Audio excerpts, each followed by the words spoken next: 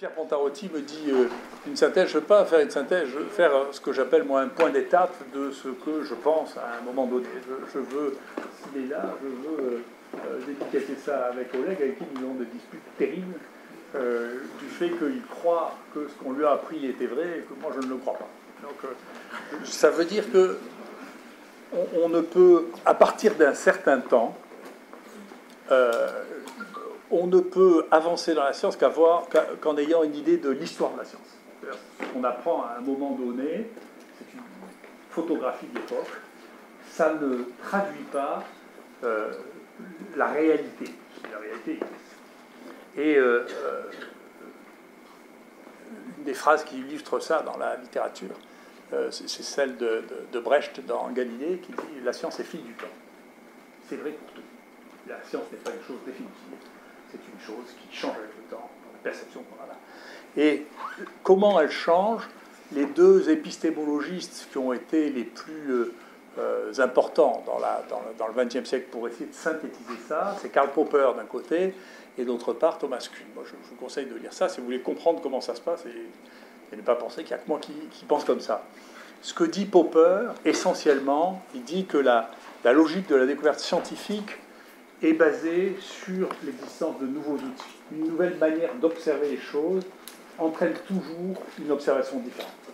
Et donc nous, on a beaucoup ici utilisé les outils nouveaux, et beaucoup des découvertes que l'on a faites étaient, moi je compare souvent la microbiologie et la biologie du XXIe siècle à la découverte des îles et des continents par les Européens au XVe et au XVIe, qui ont été dues à l'invention de la caravelle. Pas la caravelle, on ne pourrait pas découvrir la même. Voilà, c'est comme ça. Donc, c'est ces outils-là qui permettent de le faire. Et la deuxième chose, c'est que même quand on a ces outils, en réalité, les théories sont si robustes qu'elles empêchent de voir. Einstein dit ça. On n'observe que ce que la théorie permet. On n'arrive pas à observer ce que la théorie ne permet pas. Et donc, c'est ce que dit Kuhn, c'est que en réalité, on change de théorie quand la théorie devient instable par le nombre d'exceptions. Au début, la chose la plus bête qu'on puisse entendre en science, c'est l'exception confirme la règle. Non, c'est jamais vrai. L'exception, ça remet toujours en cause la règle radicalement. Donc si l'exception est exacte, la règle est fausse. Et il faut trouver une nouvelle règle qui intègre l'exception.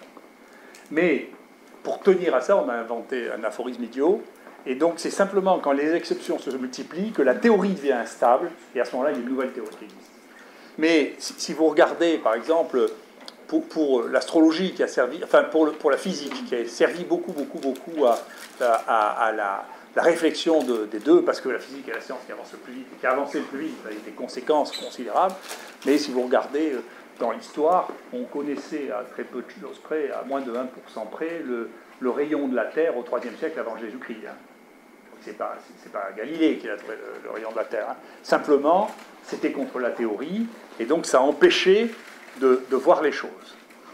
Et donc, les outils que nous allons voir dans le monde du vivant, qui n'est pas dans le monde non visible, ça a été la vision humaine, jusqu'au XVIIIe siècle, et puis ensuite le microscope, et puis ensuite la culture, les modèles expérimentaux, les autres, puis la microscopie électronique, et puis ensuite la génétique, et puis les théories, dont je vais reparler, la définition basée sur la taille, toute la théorie de l'évolution de Darwin, l'arbre et puis sa théorie, et puis nous, ce sur quoi on essaie de réfléchir, c'est-à-dire la présentation substitutive du rhizome et du transfert latéral de gènes. Donc ici, à Marseille, vous devez savoir ça, parce qu'un des héros marseillais, le premier des héros marseillais, c'est Pythéas. Pythéas, c'est un marin grec, et au IIIe siècle, il est sorti avec son bateau, et il est passé le détroit de Gibraltar, il est remonté, et il a décrit un monde dans lequel il n'y avait pas de nuit, et un monde dans lequel il y avait des montagnes de glace. Et ces deux choses ont été remises en cause complètement. On a dit que Pythéas avait inventé ça, c'est totalement faux. Et une des raisons était que dans un cycle alternatif qui avait été décrit entre les jours et les nuits, avec des dieux du jour et des dieux du nuit, remettre en cause le fait qu'il y avait une alternance des jours et des nuits était quelque chose qui n'était simplement pas acceptable. Donc contre l'expérience, la théorie a dominé pendant très longtemps. Et donc ça a été parlé de tous les traités géographiques, en particulier celui qui a fait référence jusqu'à la Renaissance par Ptolémée. Donc ça a été vraiment extraordinairement important. Il a découvert l'Angleterre pour les Méditerranéens, il a découvert l'Angleterre, probablement la Norvège, et puis le truc. Donc ça c'est Pythéas, et donc c'est ce qu'Einstein dit, c'est-à-dire que ce que les gens acceptent, c'est simplement ce qui est compatible avec la théorie préexistante. Il faut détruire la théorie pour accepter de voir ou avoir l'esprit tordu comme moi.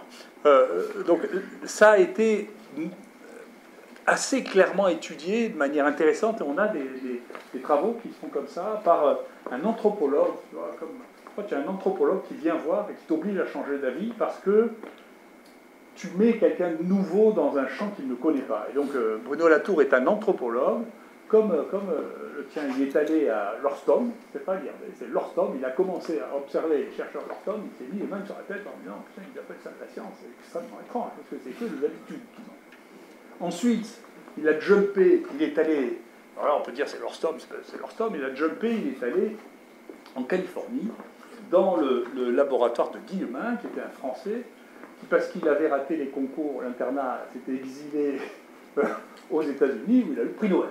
Donc ça veut dire que l'internat ne prédisait pas le prix Nobel. Pas toujours. Là-bas, il a décrit la vie de laboratoire en décrivant ce que nous savons, c'est-à-dire que pour publier, il faut être lisible, compréhensible, il faut que l'éditeur l'accepte, parfois il faut connaître l'éditeur, parfois il faut rencontrer l'éditeur, et que tout ça n'est pas de la science brute.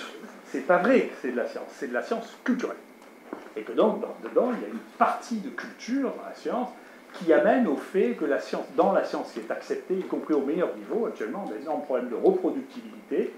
C'est accepté parce que c'est compatible avec la théorie dominante, mais c'est pas reproductible parce que tout simplement, ça n'est pas une réalité qui sort du périmètre du laboratoire. C'est-à-dire qu'il y a plusieurs vérités, il y a des vérités dans un laboratoire qui n'en sont pas dans l'autre. Simplement, parce qu'on fait la biologie, si vous changez le sérum de eau fétal, si vous prenez sigma au lieu de prenez truc, vous avez des résultats différents. C'est toute la biologie. Et plus le modèle est réductionniste, moins il y a de reproductibilité. On s'est même rendu compte que une grande partie, Jean-Louis serait malheureux si je ne me moquais pas d'immunologie, une grande partie de tous les modèles expérimentaux sur la souris étaient faux parce que simplement la nourriture qu'on donnait aux souris modulait la réponse immunitaire et que donc vous aviez, avec la même lignée de souris, le même clone, dans les mêmes conditions théoriques, simplement la nourriture entraînait une réaction immunitaire différente. Donc tout ça était bien plus complexe, mais pour pouvoir se remettre dans la théorie, en réalité, on enlève un peu une qui ne marche pas, on fait des tests statistiques qui arrivent à faire dire ce que l'on veut à la fin, ce avec quoi on était d'accord avant de commencer. Enfin, dans le monde de la microbiologie, le premier outil, bien sûr, c'est le microscope, et le microscope, on voit le microscope quand ça fait plus de 0,2 microns. En dessous, on ne le voit pas. Donc la définition des microbes, c'est Pasteur qui établit le mot après que Sédillo, un chirurgien, lui dit « Tu sais, tes trucs, tu devrais appeler ça les microbes. » Donc c'est Pasteur dit « On va appeler ça les microbes. » Et les premiers trucs sur lesquels il va travailler, c'est Pasteurella multocida, qui donne une maladie qui s'appelle le choléra des poules, et sur lequel il va travailler. Voilà. Ensuite, donc les Français jouent un rôle très important dans la dénomination des choses. On aime qualifier les choses. Toute la révolution de la qualification, ce que vous appelez politiquement correct, qui a été le réajustement des mots, ça a été aussi inventé par les Français. C'est les Français qui aiment qualifier les choses, la langue française aime qualifier. Et la deuxième définition, c'est un autre Français qui n'est connu que pour ça, qui s'appelle Édouard Chaton, qui a fait une thèse des 3 papiers, pour dire, dans les microbes, en réalité, il y a 2 genres de microbes. Alors on aime beaucoup la dichotomie, c'est les humains. Les microbes qui ont un noyau et les microbes qui n'ont pas de noyau. Donc les microbes qui ont un noyau, c'est les eucaryotes. Ce qui est normal pour les hommes, c'est ce qui est le plus proche d'eux. Hein. Ça ne veut pas dire ce qui n'est pas proche d'eux, c'est primitif. C'est comme ça. Et donc, notre civilisation, on dit ça. Les hommes qui ne sont pas comme nous sont des primitifs. C'est la définition de celui qui définit, il dit ce qui est bien, c'est moi, les autres sont des primitifs. Et donc, les prokaryotes, ça veut dire qu'ils sont primitifs. Ils sont avant les eucaryotes. Voilà. Mais c'est compliqué parce que dans les bactéries, il y a des bactéries qui ont des noyaux, qui ont des structures internes. On ne voyait pas, on ne comptait pas à l'époque. Il y a tout un groupe, un phylum bactérien, dont les chlamydia, qui ne font pas ça. Donc c'est pas aussi simple que ça, la division prokaryote-eucaryote. Enfin, peu importe. Ensuite, dans les outils, va arriver la séquence, en particulier avec les différents trucs. Et Sanger a tellement contribué à la connaissance que lui, il a eu 2 prix Nobel. Pas beaucoup de gens qui ont eu 2 prix Nobel. Il y a 3 scientifiques, je crois, qui ont eu 2 prix Nobel. Et à partir des séquences, Woose, en 1975, qui séquence le ribosome et l'ARN, le ribosomal, dit en réalité, on pensait qu'il y avait les eucaryotes et les bactéries, mais il y a des bactéries qui à l'époque étaient surtout des bactéries extrémophiles, des bactéries qu'on trouvait dans des conditions extrêmes, qui n'ont pas du tout ce ribosome, qui ont un ribosome qui est en réalité plus proche de celui des eucaryotes, et qui constitue un autre monde, et au début il appelle ça les archébactéries. Pourquoi les archébactéries? Parce que c'était trouvé dans les sources d'eau chaude, et qu'il y a une théorie qui est peut-être vraie, mais c'est aussi difficile de prédire le passé que l'avenir, qui dit que le monde de la vie a commencé à des températures extrêmement élevées, et que donc, comme c'était des bactéries thermophiles, qui les premières ont été identifiées comme ayant ça, il appelait ça, c'était des bactéries archaïques, qui vivaient dans les eaux chaudes, et donc une rémanence du passé. Ce qui n'a pas de sens, il n'y a rien d'archaïque. Tout ce qui vit actuellement est vivant, il n'y a rien qui est archaïque. Mais enfin, toujours étoile, elles s'appelaient les archébactéries, puis après, on dit quand même, si on dit que ce n'est pas des bactéries, on ne peut pas les appeler les archébactéries, donc on les appelait les archées. Voilà. Ça, c'est le troisième monde. Et donc, ce qu'a permis la séquence massive, en particulier la séquence massive dans l'environnement, c'est d'avoir une évaluation basée sur nos critères d'identification, je vous dirai ce que je pense, du nombre d'êtres vivants qu'on pouvait trouver compte tenu de ce qu'on pensait à l'époque. Et donc, vous voyez que maintenant, on a un peu plus que ça, on a un peu moins de 20 000 espèces connues, bactériennes, et on estime qu'il y en a 10 millions. Ça veut dire que la partie de ce qu'on connaît est ridicule. Donc c'est pas la peine de faire des théories finalisantes maintenant avec le peu qu'on sait. La même chose pour les archées, c'est surtout les gens de l'environnement qui ont trouvé celle-là. Et chez les eucaryotes, eh bien, en fonction de la taille, on connaît plus ou moins une proportion plus ou moins importante. Les animaux, on connaît une proportion probablement importante. Les vertébrés, 65%. Mais vous voyez, les insectes, peut-être qu'on en connaît 1 sur 10 actuellement, qu'on a identifié au niveau de l'espèce. Donc c'est ce qui reste à découvrir, ça. Vous voyez. Donc les plantes, on en connaît probablement la moitié. Les champignons, une proportion, on connaît les gros, dans les petits, on ne connaît pas beaucoup. Et puis les protistes. Donc ça c'est ce qu'on estime être la diversité du monde du vivant quand vous regardez par le biais de séquences. Et donc la métagénomique est devenue un élément majeur et a relancé toute la microbiologie. Moi, je ne veux pas dire du mal de la métagénomique, parce que c'est ce qui a relancé la microbiologie, puisqu'on a commencé, puisque n'importe qui pouvait faire une séquence sur un séquenceur et qui avait un bioinformaticien était capable de faire la métagénomique, ce qui est quand même beaucoup plus simple que de les cultiver. Et donc il y a des milliers de gens qui font ça. Donc les gens, en particulier les newcomers, il faut savoir que souvent, c'est Karl Popper qui dit ça, les révolutions scientifiques, elles viennent soit des jeunes, soit des gens qui ont changé de thème. Mais quand vous êtes dans un thème depuis un certain temps, vous devenez incapable de découvrir quoi que ce soit. C'est juste une question de temps. Vous devenez prisonnier encore plus si vous allez dans les congrès, la chose comme ça. Vous êtes prisonnier d'une culture et d'une sous-culture qui vous empêche de voir les nouveautés. Vous commencez à faire partie du club. Quand vous faites partie du club, vous êtes mort. Vous ne pouvez plus découvrir. Vous glissez de petites améliorations en petites améliorations, mais vous ne pouvez plus découvrir. Donc, par rapport... Et donc, la métagénomique, on est par défi, simplement, à dire il nous ennuie, on va montrer que ça fait aussi bien la culture, et donc parce que ici on avait développé, la première chose qu'on a développée ici dans les années 80, c'est la culture des bactéries fastidieuses, des intracellulaires. Ensuite, le travail le plus cité d'identification des bactéries par le CSS-RDNA, c'est un papier qu'on a fait avec Michel, qui est extrêmement cité, je ne sais pas combien, 500 fois. Ensuite, le Malditov, qu'on a utilisé la première fois ici en routine, et donc à chaque fois on a essayé d'utiliser les outils pour faire la microbiologie clinique. Et ça a amené ça à la culture Omix, qu'on a commencé, et j'ai commencé au départ avec 3 étudiants en master. Il y avait Jean-Christophe, Mathieu et Perrine Mouvon, 3 étudiants successifs en master. Et donc on a foutu une panique dans la culture, par la culture Omix. Voilà, ça c'est le papier de synthèse qu'on a fait. Donc on prend les milieux, on les échantillonne, et puis on identifie par Malditov. Si on sait ce que c'est, ça va. Si on ne sait pas ce que c'est, on séquence. Avant, on faisait le CSS, en réalité, maintenant on fait directement le génome, et donc on a augmenté ça. Et donc le pari que j'avais fait, c'était...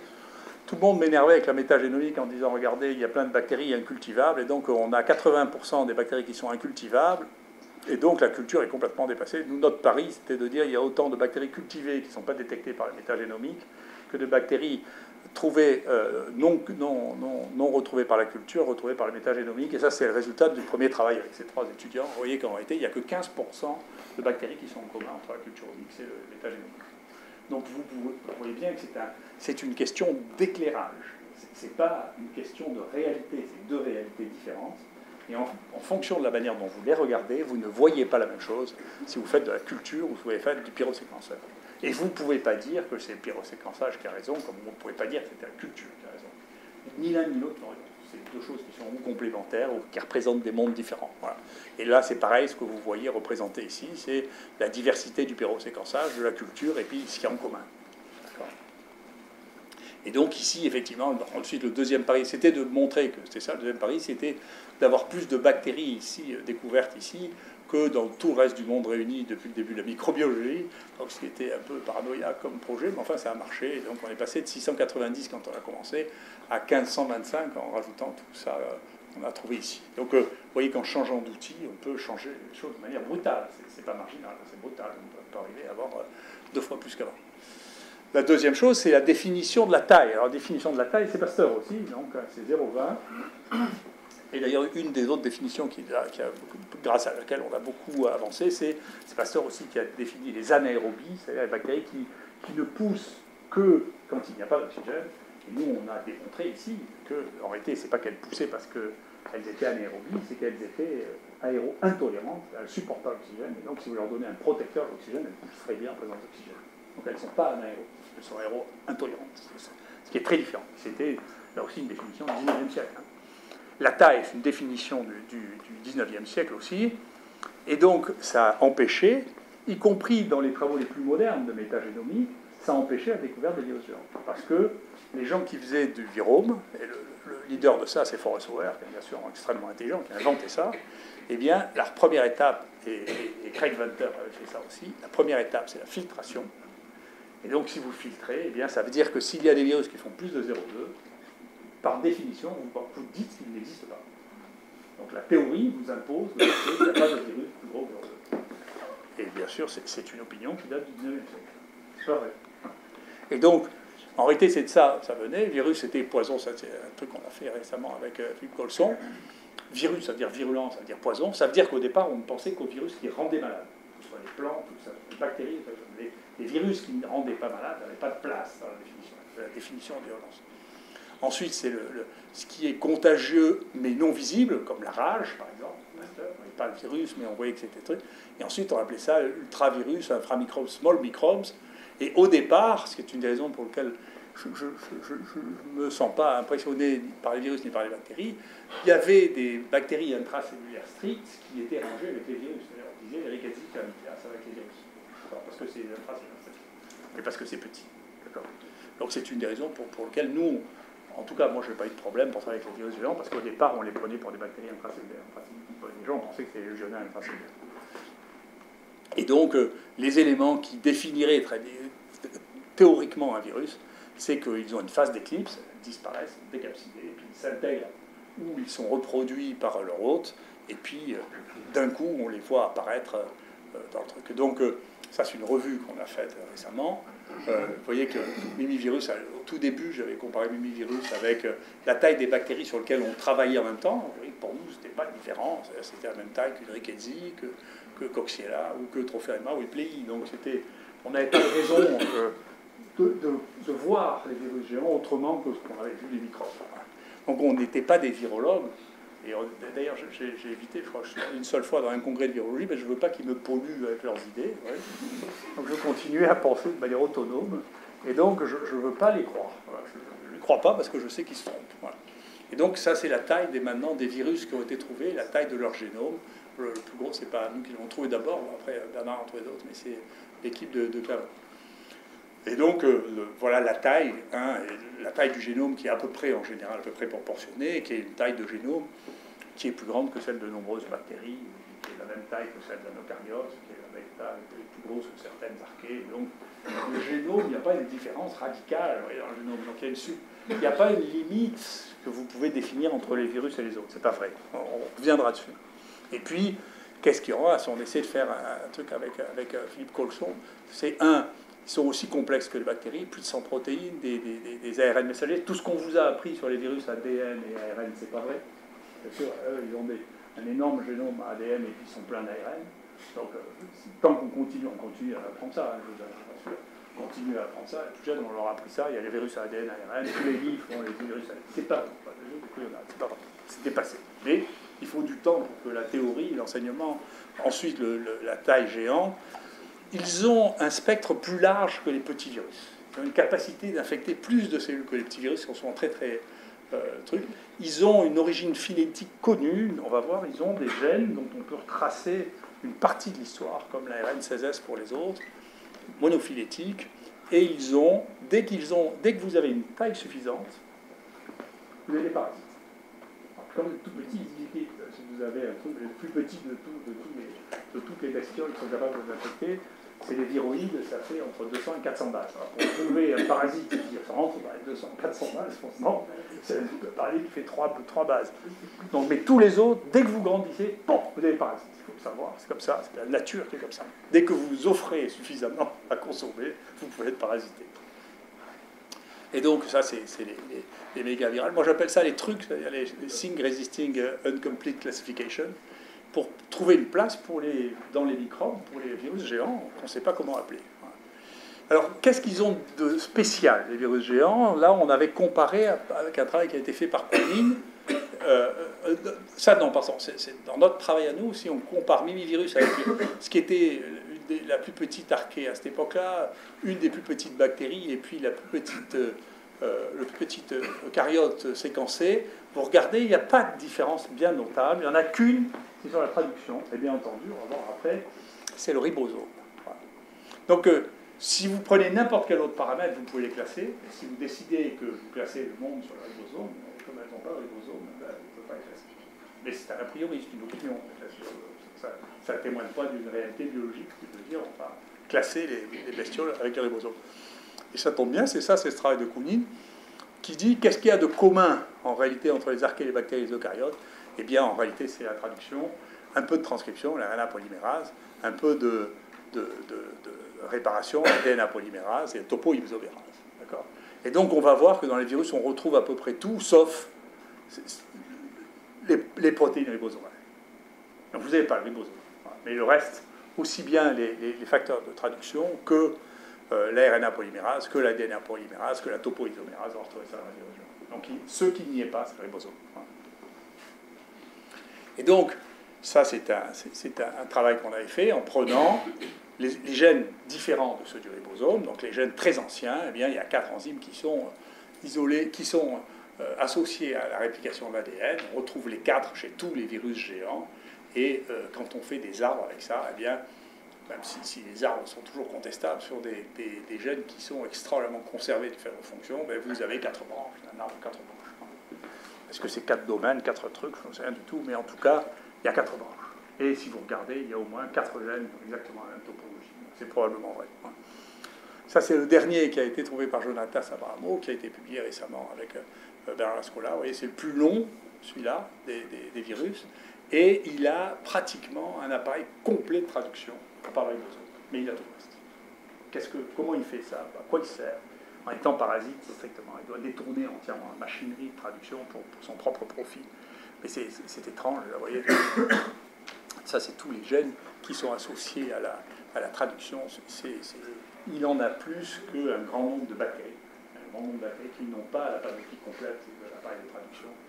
Et lui, il a tout entière, sauf le ribosome. Donc c'est une chose extrêmement étrange.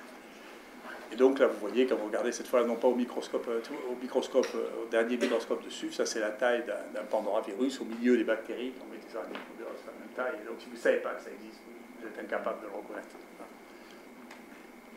Si au lieu de faire des arbres, vous faites de la clusterisation, du regroupage hiérarchique, eh bien, et que vous mettez les bactéries, c'est-à-dire simplement, en particulier, la panoplie des gènes d'information, qui est quelque chose qui est relativement stable, et que vous comparez, eh bien, de manière très surprenante, vous voyez qu'on peut séparer aussi les bactéries, les archées, les virus géants et les eucaryotes.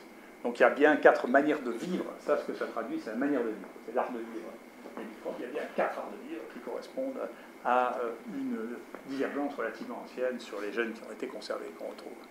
Alors, qu'est-ce que c'est que les virus géants? Est-ce qu'ils sont de même nature que les virus? Nous, on pense que non, parce qu'il y a un saut quantique.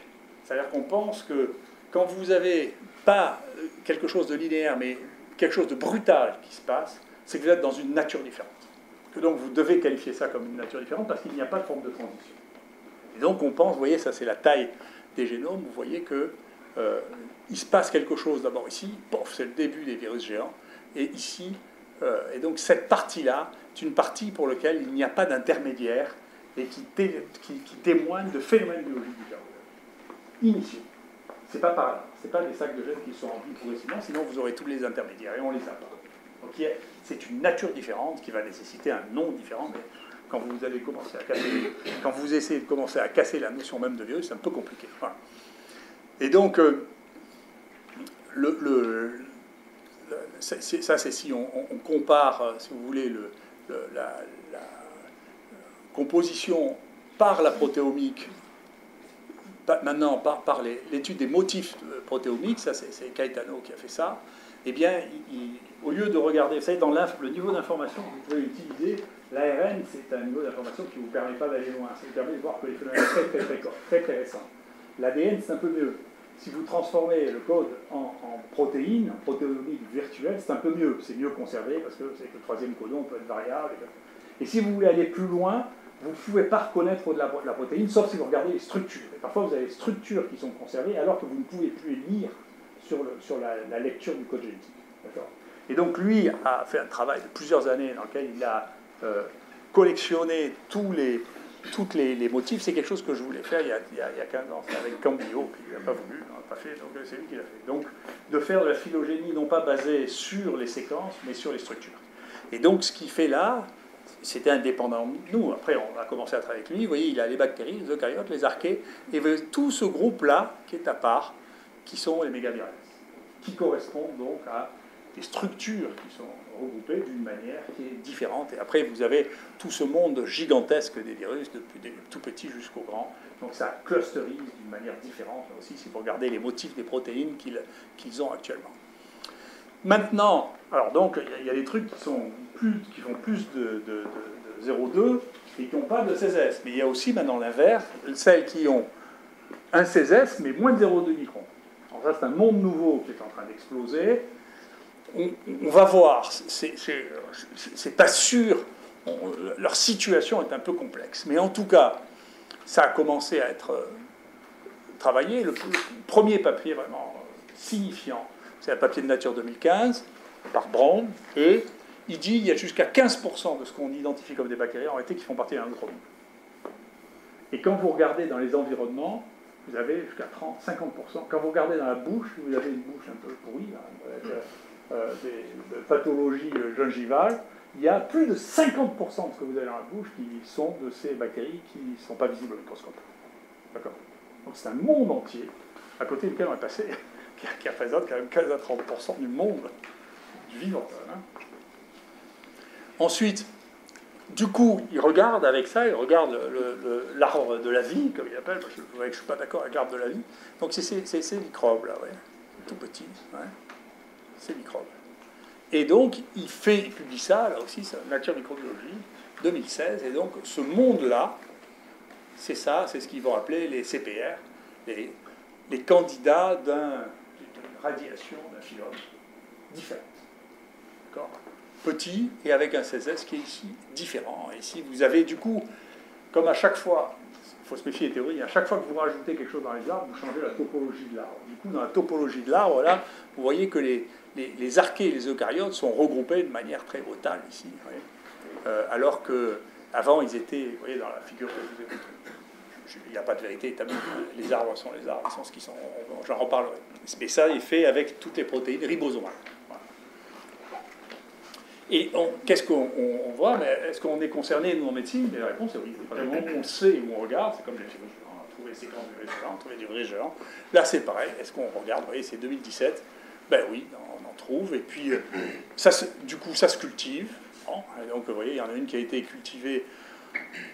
Ils sont considérés comme des exosymbiontes, c'est-à-dire ces symbiontes qui vivent à la surface de bactéries. C'est ce qu'on connaît le mieux pour l'instant. Ils ont des tout petits génomes, très, très petits. Ils n'ont pratiquement plus aucun pathologie des voies métaboliques, d'accord, qui pompent probablement sur le truc. Mais il y a eu aussi une culture qui a été faite en milieu acénique à condition de la supplémenter. On est en train d'essayer de faire ça. Et vous voyez, ici, dans le mégagut, là, sur lequel on travaille beaucoup, c'est-à-dire des prélèvements de sel du tube digestif de volontaire, vous voyez qu'on les retrouve. Et dans un de nos prélèvements, on a 7%. On était en train de faire la carte avec un nouvel outil, ce que moi j'appelle la microscopie, c'est-à-dire on regarde toutes les formes qu'on trouve. On a trouvé 32 formes différentes de microbes dans les selles. Et une des formes, la numéro 32, c'est celle-là. Et il y a un de nos porteurs qui en a 7% de son microbiote. C'est quelque chose qu'on ne cherchait jamais. On ne savait pas que c'était là. C'est quelque chose qui est étonnant. Et donc maintenant, si vous regardez avec la définition de Woose et de Cédillo, ça c'est Philippe Colson qui vient de me la faire, je le remercie. C'est moi, donc ces choses-là, j'appelle ça des mini-microbes. Je ne sais pas ce que c'est, des mini-microbes. Donc on verra le nom qui restera de ça. Ils sont en train de tous se battre. Moi, je m'en fous, mais pour l'instant, il faut bien que je lui donne un nom. On appelle ça des mini-microbes. Les bactéries, les archées, les eucaryotes, ils ont à la fois un ribosome, mais ils sont visibles. Les mégavirales n'ont pas de ribosome, mais ils sont visibles. Et puis, il y a des virus, stricto sensu, qui ne sont pas visibles au microscope et qui n'ont pas de ribosome. Pour l'instant, c'est ça que je pense. Et puis, on verra. Mais, y compris dans la définition de l'espèce, il faut faire attention. Par exemple, à Kermansiac, on a regardé ce qu'on appelle une espèce. Ce n'est pas du tout une espèce comme les animaux ou les plantes. Une espèce a une variabilité. La définition des espèces, ça correspond probablement à l'état de divergence de tous les mammifères. Donc quand vous parlez des chacolis, il y a probablement plus de variabilité dans les chacolis que dans tous les mammifères. Donc les définitions qu'on a actuellement d'espèces sont toutes fausses. C'est une définition qui vaut ce qu'elle vaut, mais pour l'instant, on ne sait pas faire autrement. Alors Darwin et sa théorie, alors Darwin, moi je ne suis pas d'accord avec l'arbre de Darwin, parce que ça je sais que c'est vrai, et ça je sais que c'est pas vrai. Voilà. Donc ce qui est vrai, c'est si vous faites vous votre arbre généalogique, ce que vous regardez, c'est papa, maman. On peut se tromper, parce que le papa, c'est pas le vrai papa. Il y a des... Mais a priori, dans un passé récent, c'était vrai 9 fois sur 10. Maintenant qu'on peut contrôler, en plus avec la génétique, la proportion a peut-être augmenté. Mais enfin, en tout cas, lui-même, le papa, il avait un papa et une maman, puis il y avait un papa et une maman, et donc vous voyez qu'un arbre, c'est divergent. Si vous cherchez vos ancêtres, c'est divergent. Alors il y aura des regroupements, vous allez voir, lui, en réalité, de temps en temps, ils sont mariés entre cousins ou entre cousins éloignés, mais c'est divergent. Et donc l'idée de Darwin est un arbre complètement à l'envers, qui part d'une origine unique, le last common ancestor, qui diverge. Et ça, c'est la Bible. C'est Adam et Ève. C'est la Bible. C'est Adam, on lui prend une côte, ça fait Ève, après ils covulent, ils font des petits, et puis ça fait le monde. Et c'est pas vrai. C'est une légende intéressante. Mais si vous allez chez les Chinois ou chez les Indiens, ils pensent complètement différemment. Donc c'est une théorie judéo-chrétienne. Judéo-chrétienne et musulmane. Les musulmans pensent un peu comme ça aussi. Donc c'est une théorie qui est basée sur le monde périméditerranéen, qui pense ça. Mais ça représente une théorie qui est sociale, qui ne représente pas la réalité. D'accord ? Et c'était une théorie qui était d'autant plus prégnante que cette théorie allait jusqu'à... Et pour comprendre à quel point Darwin était vraiment... Se tromper était un mauvais scientifique, il faut lire l'origine de l'homme. Ne riez pas. Si vous lisez l'origine de l'homme, vous serez sidéré, parce qu'il fait des théories, ce sont des théories qui ont généré tout qui étaient en accord avec tout le racisme de l'époque du XIXe siècle, où il se pose la question de savoir si les Africains sont fertiles quand ils se marient avec des Européens, et surtout si leur descendance est fertile ou si elle n'est pas fertile comme celle des mulets. D'accord ? Donc, si vous voulez, les interrogations de cette nature-là à la fin du XIXe siècle, si vous voulez, ça veut dire qu'il y a une connaissance générale qui était relativement faible. Parce qu'il y avait longtemps que ça se faisait depuis longtemps. Donc c'est assez intéressant de voir que ça supportait une vision du monde, c'était une théorie qui était fille du temps, et fille du temps en Angleterre. D'accord ? Donc c'est pas autre chose qu'un témoin biblique, si vous voulez, qui était, il voyait les races, lui, comme dans la Bible, vous savez, Sem, Cham et Japhet, et donc il y en a un qui doit être l'esclave des deux autres, c'est comme ça. Donc, vous voyez, c'est une vision qui est une vision religieuse. À partir de cette théorie de l'évolution, les deux grandes théories, c'est la théorie de la Reine Rouge et puis la théorie du fou du roi.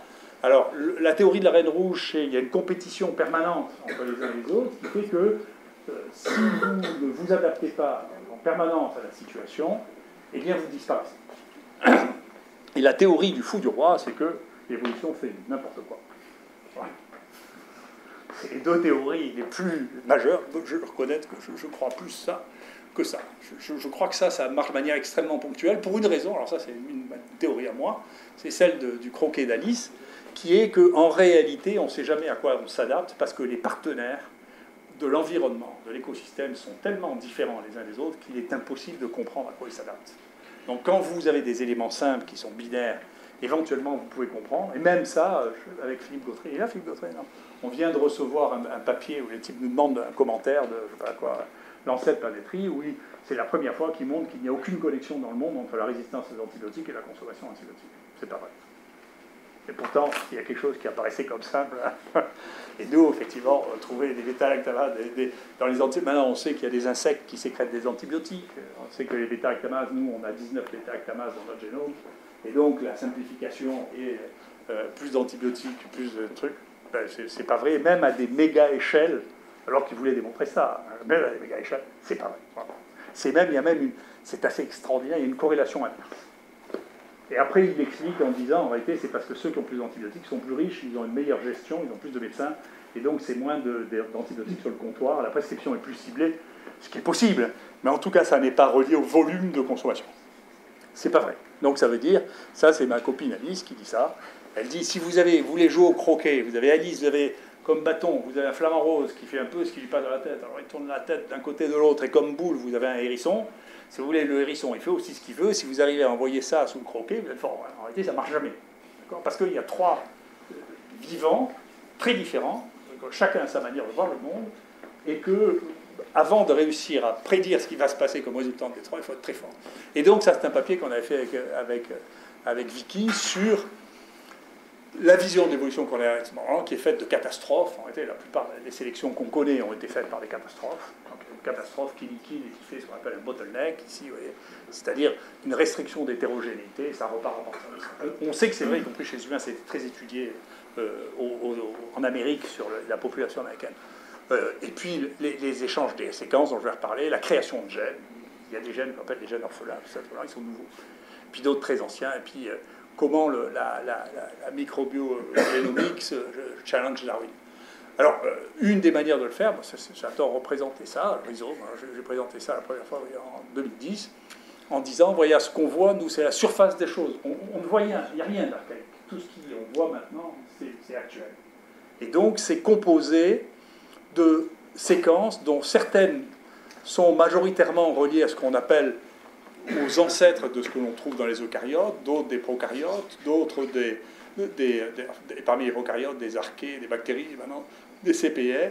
Et puis il y a des gènes de novo, dont on ne sait pas d'où ils viennent, et puis il y a des gènes viraux qui se baladent de l'un et l'autre. Et la résultante, vous voyez là, un champignon, un organisme, qui est un mélange de ces gènes avec une proportion différente en fonction des organismes. Et ça a été l'objet d'un grand débat quand des gens ont dit on a trouvé enfin un organisme qui est intermédiaire entre les archées et les eucaryotes, parce qu'il avait autant de gènes de l'un que de l'autre. Et donc ça voulait dire que c'était, toujours dans la vision ancestrale, l'ancêtre des uns et des autres. Mais ce n'est pas ma vision à moi, qui est une vision rhizomale.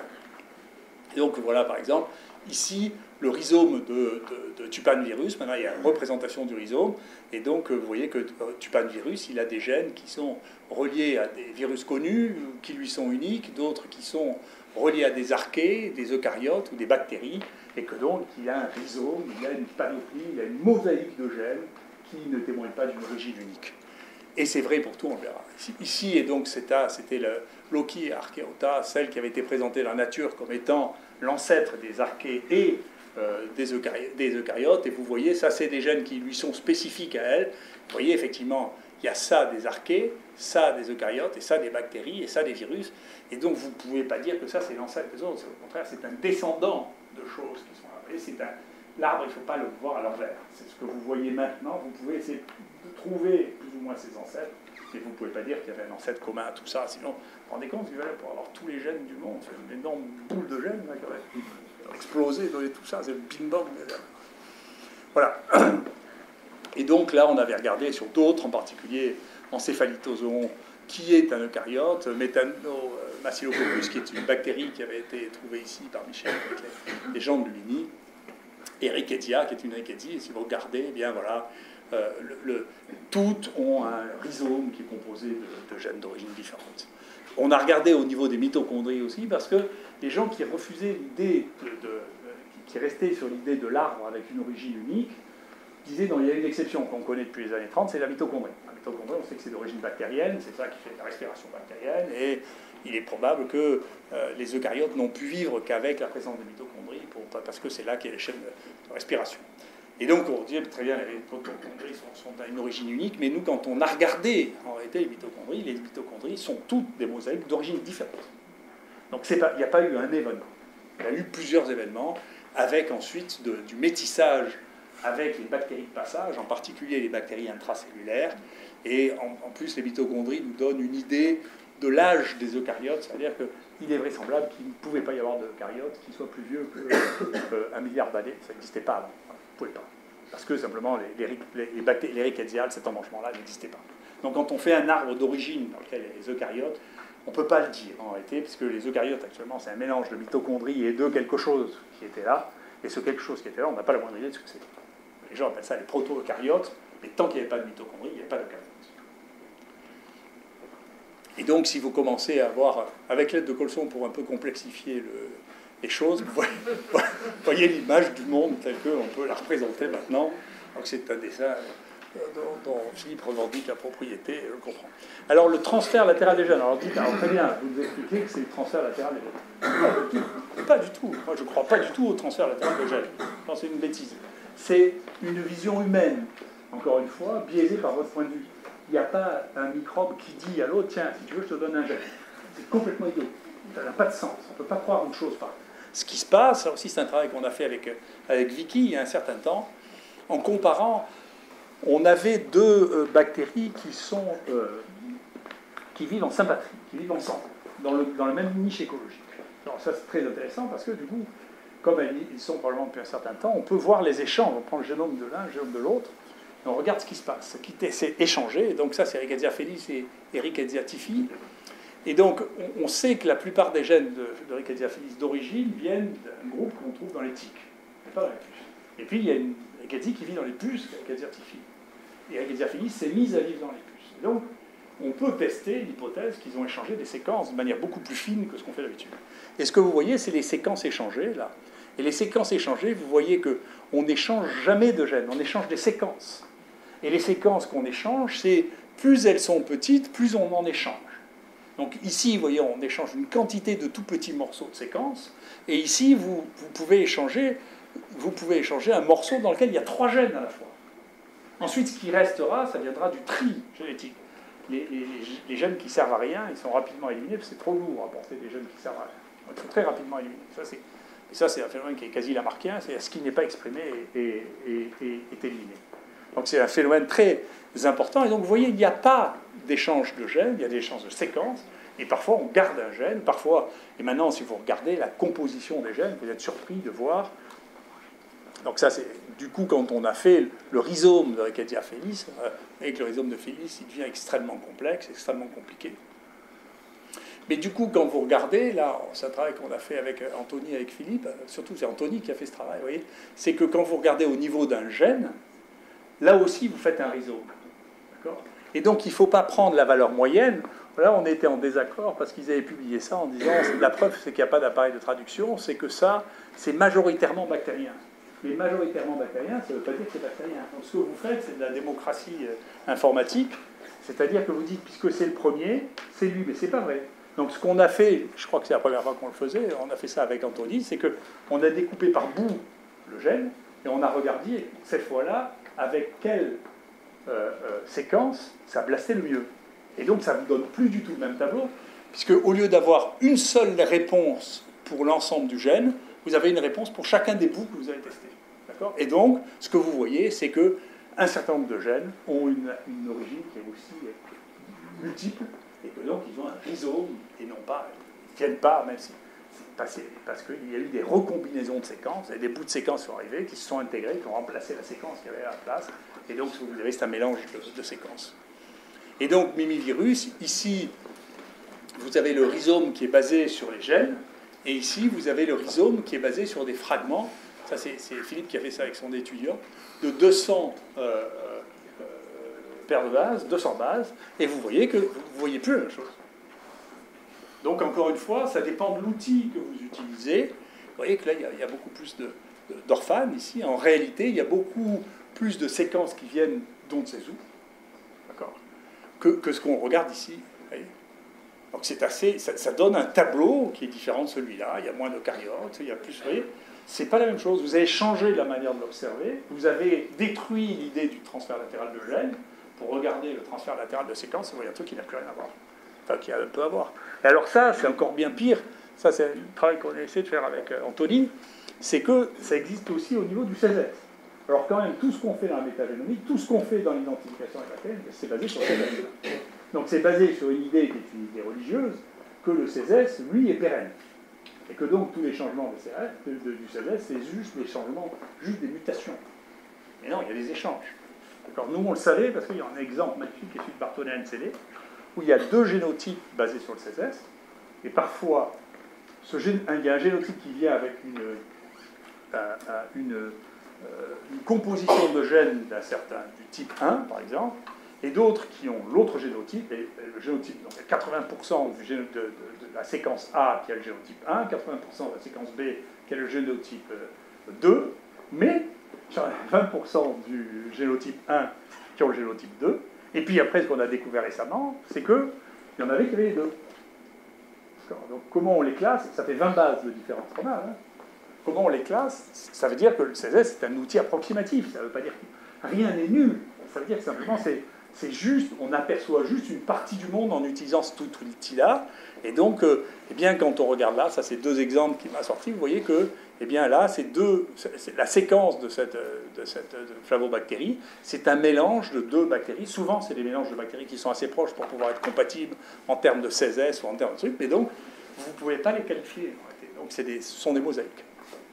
Alors, l'autre manière, alors ça c'est ma dernière théorie, qui vient d'Alice aussi, qui est le biscuit, qui lui dit mange-moi, mange-moi, mange-moi pour grandir. Et donc, qu'est-ce qu'elle mange, Alice, et qu'est-ce que mangent les organismes? Ils mangent des séquences, en particulier, ils mangent les séquences par cannibalisme, ils font du cannibalisme de séquences. Et ils font du cannibalisme de séquences pour se disputer contre leurs ennemis. Donc la meilleure manière de se disputer contre les ennemis, c'est de les bouffer. On les mange, et comme ça, si vos ancêtres les mangez, vous les reconnaissez, et si vous les reconnaissez, pof, c'est quand même des découvertes les plus intéressantes de biologie dans le XXIe siècle, puisque c'est les CRISPR. Les CRISPR, c'est des opérons qui reconnaissent des séquences de virus ou de plasmides, et qui, en les reconnaissant, permettent de les accrocher comme un hameçon par hybridation, et ensuite de les découper. Et nous, à partir du moment où on sait que ça existe, on a pensé que c'est un phénomène général, et on a trouvé effectivement Minivir, qui est l'équivalent des CRISPR chez les virus géants, qui reconnaît des séquences des virophages et qui, en reconnaissant les séquences de virophages, peuvent ne plus être infectés par les virophages, comme les bactéries ne sont plus infectées par les bactériophages quand elles ont des CRISPR avec des séquences bactériophages. C'est la même chose. L'autre cannibalisme, c'est le cannibalisme du koala.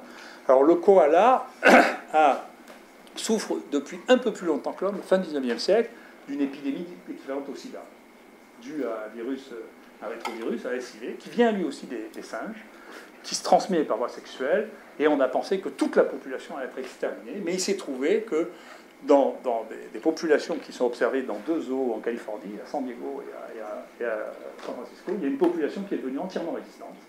Elle est devenue entièrement résistante parce que l'ARN du virus intégré sous forme d'ADN a été neutralisé et est susceptible maintenant de coloniser les cellules génitales et donc de transmettre les séquences à la progénie qui devient protégée contre l'infection par le virus du sida. Et donc c'est encore un exemple de cannibalisme des séquences, équivalent à celui des spermes, avec un autre mode, c'est le cannibalisme des rétrovirus.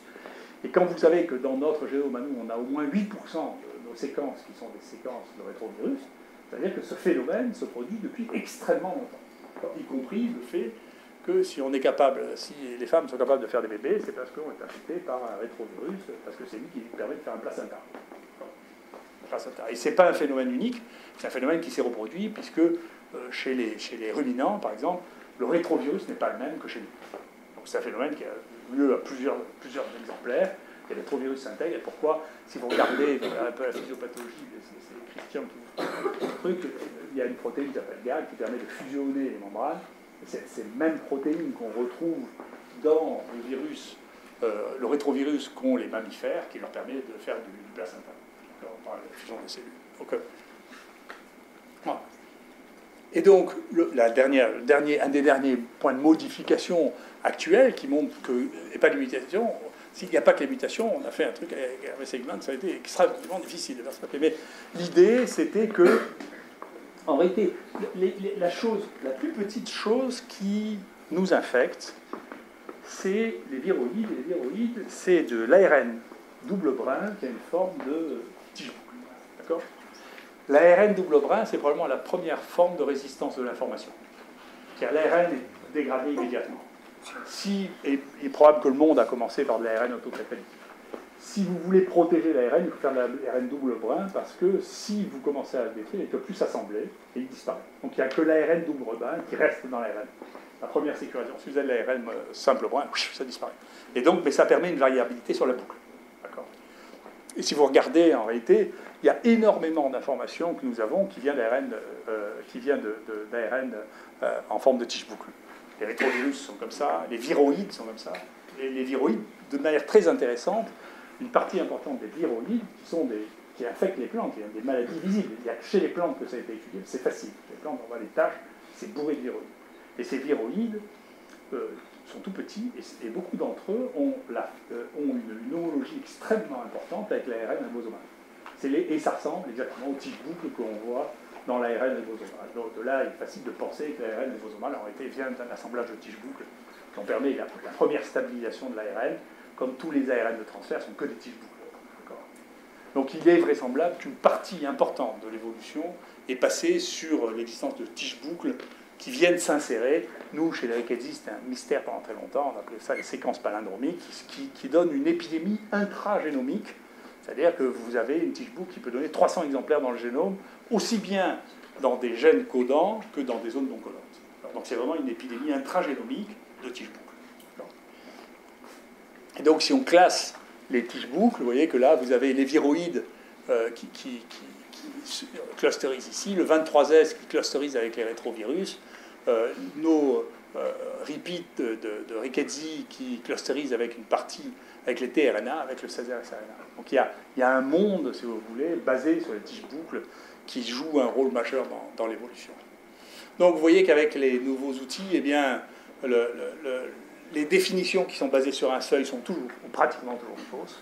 Il n'y a que quand vraiment vous arrivez à montrer qu'il y a un quantum leap, un saut quantique, que vous pouvez admettre qu'un seuil est important, c'est le phénomène du cliquet.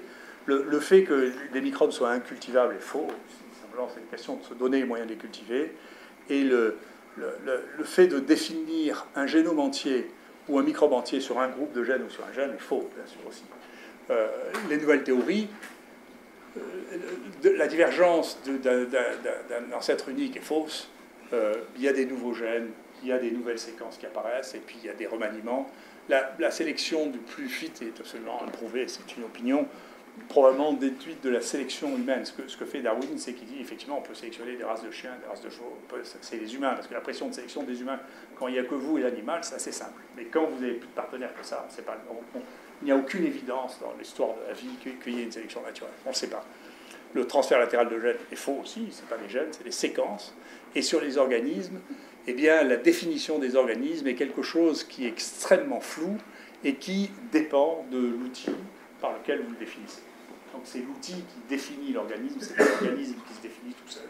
Mais bien entendu, comme on a besoin de se parler, eh bien, on invente des choses pour nous parler à un moment donné avec les outils qu'on a à notre disposition.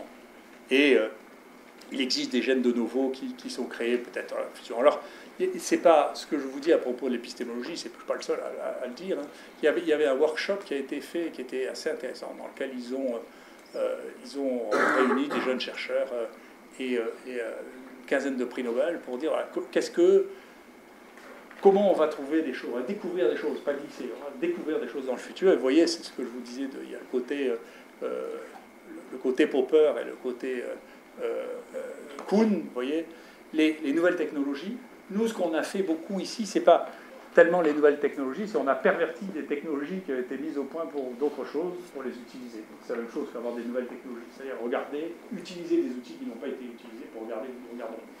Donc vous voyez que ça, c'est deux clés. Les deux autres clés, c'est la falsification des théories. Ça, bien sûr, il ne faut pas croire du tout ne faut pas croire aux théories, c'est vraiment une base. Hein. Les théories nous aident un peu à synthétiser à un moment donné, mais il ne faut pas y croire de trop près. Et puis de générer de nouvelles questions, en particulier des questions basées sur l'observation.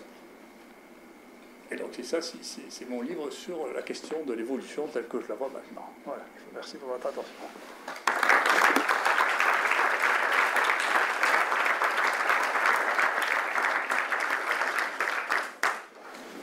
Oui. Donc la classification doit se faire d'un point de vue, ressemblance génétique. Et pas, là on est d'accord, malgré tout on fait toujours au labo des arbres basés sur des modèles d'évolution. Pourquoi on fait de la physique directement? Alors on clusterise on l'a fait en même temps, j'ai vu d'ailleurs, on clusterise comme quand on a défini après les trucs, on fait ça, on fait de la classification phénotypique. Mais c'est extrêmement difficile. Le coût des arbres, la raison pour laquelle on n'arrive pas à sortir des arbres, c'est parce qu'il y a des millions d'outils maintenant pour faire des arbres, et qu'on est prisonnier des outils comme tu es prisonnier des routes, tu vois. C'est-à-dire que c'est extrêmement difficile parce que tu n'as pas les outils. Il commence à sortir des outils de rhizome, tu vois, qu'on utilise. Il n'en existait pas. Et quand tu classes les bactéries, tu classes par le CSS. Quand tu classes par le CSS, il y a un modèle évolutif derrière. Normalement, on devrait faire de la ressemblance standard, tu vois. Pas inférer. Oui, mais je suis d'accord, mais le problème, quand tu arrives, tu as vu la diapositive que j'ai montrée sur l'analyse des génomes des bactéries. Quand tu fais ça pour toutes les bactéries, en réalité, tu vois que la partie divergente est impressionnante. C'est une photo d'Aurélia. Mais le problème, c'est comment tu choisis que cette bactérie est là. Comment tu arrives à choisir le niveau de ressemblance. Moi, simplement, tu clusterises qui se ressemblent. Oui, d'accord, mais qu'est-ce que tu séquences? Tu ne peux pas tout séquencer. Est-ce que tu as à disposition? Oui, mais comment tu choisis? Nous, on a un problème qui est quotidien, qui est celui dans la culture Onyx, on a un truc, on voit bien qu'au Malditov, qui est une phénétique, le Malditov, c'est un profil de protéines. On voit bien qu'au Malditov, ça ne marche pas. D'ailleurs, on est passé maintenant, c'est une de nos évolutions majeures qui rejoint ce que tu dis, c'est-à-dire que si on ne le reconnaît pas, on passe au génome. Avant, on passait au CESS, maintenant on se rend compte que, comme la définition du CESS, en réalité, elle est ad hoc, c'est-à-dire que ce n'est pas une définition scientifique ni biologique, c'est entièrement artificiel. On a dit c'est 1,3, mais si on disait, on aurait pu dire c'est 1,4 ou 1,2 ou 0,9, on n'en sait rien du tout. Tu vois. Je veux dire, pour le CSS, on n'a pas besoin de faire de la phylogénie, on fait que de la ressemblance. On ne fait pas un arbre basé sur une histoire évolutive, on fait de la ressemblance. Et on est tranquille. Et on est d'accord. Non, mais moi je suis d'accord avec toi. Simplement, le problème, c'est que essayer donc de publier une bactérie avec un CSS en disant ça ressemble à ça. Et tu vas voir ce que ça donne. Ouais. Donc, je voulais rajouter un petit truc par rapport à CPR. En fait, une des premières, je crois que c'est les premières, ou une des premières souches isolées de CPR, c'était quand même dans votre laboratoire. C'est la fameuse Babella. C'est pas une CPR. Si. Non. Tu regarderas mieux, mais c'est une TM6, c'est pas une TM7. Non, on a regardé, on a pensé que c'était ça. C'est une TM6, c'est pas une TM7. Et donc non, c'est pas que ça. C'est une TM6, c'est long, c'est le bord extrême des bactéries. Avant ce que j'appelle les mini-microbes, mais c'est pas. On a regardé, on s'est tout de suite jeté dessus quand on a vu les trucs, mais effectivement c'est la plus loin des bactéries, la plus divergente, mais ça fait pas partie du groupe tel qu'il est identifié maintenant. Mais il sera peut-être demain. Quand tu vois cet arbre gigantesque, là, il n'est pas dedans. Par rapport à la taille des génomes des virus, est-ce qu'il y a une hypothèse de corrélation avec la spécialisation environnementale, dans le sens où les plus gros, ceux qui ont les plus gros génomes pourraient peut-être avoir un spectre de distribution plus large, alors que ceux qui sont plus petits... Alors, moi j'ai une hypothèse, mais qui vaut ce qu'elle vaut, parce que pour inventer une hypothèse, je suis aussi malin que les autres. Mais la différence, c'est que moi je n'y crois pas trop. Alors, je fais, tu veux. J'ai une hypothèse qui est basée sur la taille. C'est-à-dire que, si tu veux, ce qu'on a vu en travaillant sur les virus de protistes en général, en particulier les virus d'amibes, c'est qu'ils sont phagocytés, et qu'ils sont phagocytés sans avoir de protéines de membrane spécifiques, si tu veux, qui leur permettent d'être reconnus par le virus. Donc si tu mets, pour les amibes, on a mesuré ça à un moment avec des billes de latex, si tu mets n'importe quoi qui fait 80 nanomètres, c'est bouffé par l'amibe. Donc si tu veux, tu as une sélection par les protistes de la taille. Et il y a, tu as vu, une espèce de corrélation, pas exacte, mais il y a une corrélation entre la taille de la bestiole et ce qu'elle est capable d'accueillir comme gène, comme séquence. D'accord. Et donc, le transfert latéral de séquence dans les autres virus, c'est quasiment inconnu. Dans ces virus-là, c'est possible parce que d'abord, ils vivent en sympatrie, ils vivent en communauté microbienne. Ils échangent, la plupart des gènes qu'ils échangent sont des gènes avec les bactéries ou les archées intra-amibiennes. Et donc ils ont l'opportunité, d'abord la taille qui permet ça, et deuxièmement l'opportunité d'échanger des gènes. Et donc c'est, je pense, la raison pour laquelle il y a tu vois, le saut quantique, c'est la taille qu'il faut pour être bouffé par un brontiste. Et donc et ce qui lui permet de ne pas être réellement spécialisé, d'accord, puisque tu peux être bouffé par n'importe quoi qui mange, donc tu peux être bouffé par les macrophages, tu peux être bouffé par les brontiste, tu peux être bouffé, tu vois. Et donc ça n'est pas, ça a relativement moins de spécificité, et ça a une taille plus grande, et donc cette taille plus grande permet d'accueillir un génome plus grand. Voilà.